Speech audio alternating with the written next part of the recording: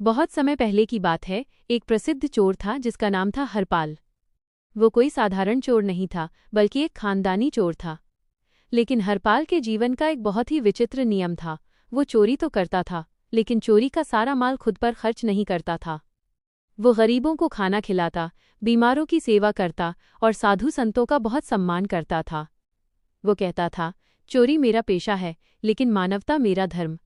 एक बार हरपाल एक सिद्ध संत के पास पहुंचा और उनसे प्रार्थना की, महाराज, मैं भगवान को पाना चाहता हूं, पर मैं चोरी नहीं छोड़ सकता। क्या कोई ऐसा रास्ता है कि मैं चोरी भी करूं और भगवान भी मिल जाएं? संत मुस्कुराए और बोले, हरपाल, तू चोरी मत छोड़, लेकिन एक बात गांठ बांध ले, झूठ मत बोलना, जो भी करे सच बोलना। हरपाल ने खुशी खुशी ये शर्त मान ली। उसी रात हरपाल राजा के महल में चोरी करने पहुंचा। पहरेदार ने उसे रोका और पूछा, कौन हो तुम और कहाँ जा रहे हो? हरपाल को संत की बात याद आई। उसने निडर होकर कहा, मैं हरपाल चोर हूं और राजा के खजाने में चोरी करने जा रहा हूं। पहरेदार को लगा कि कोई पागल मजाक कर रहा है, इसलिए उसने उसे हंसकर अंदर जाने दिया। हरपाल अंदर गया, उसने कीमती हीरों की पोटली उठाई। बाहर निकलते वक्त फिर पहरेदार ने पूछा। हरपाल ने फिर सच बोल दिया। पहरेदार फिर भी उसे गंभीरता से नहीं ले पाया।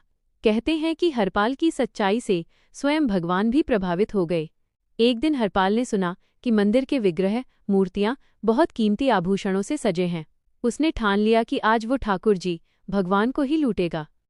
वो मंदिर में घुसा और भगवान कृष्ण की मूर्ति से गहने उतारने लगा। लेकिन जैसे ही उसने हाथ लगाया, उसे महसूस हुआ कि मूर्ति जड़ नहीं बल्कि जीवित है। भगवान उसकी निष्ठा और सच्चाई देखकर प्रकट हो गए। भगवान ने कहा, हरपाल, तूने दुनिया को लूटा, अब मुझे भी लूटना चाहता है? हरपाल की आंखों में आंसू आ गए। उसने कहा, प्रभु, मैं तो पापी हूं, बस अपना काम कर रहा था। भगवान मुस्कुराए और बोले, जो सच बोलता है उसके हृदय में मैं निवास करता हूं। आज से तू चोर नहीं, मेरा सबसे प्रिय भक्त है।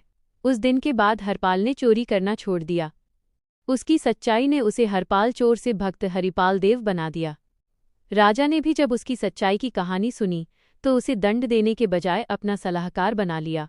सच्चाई की शक्ति सबसे बड़ी होती है।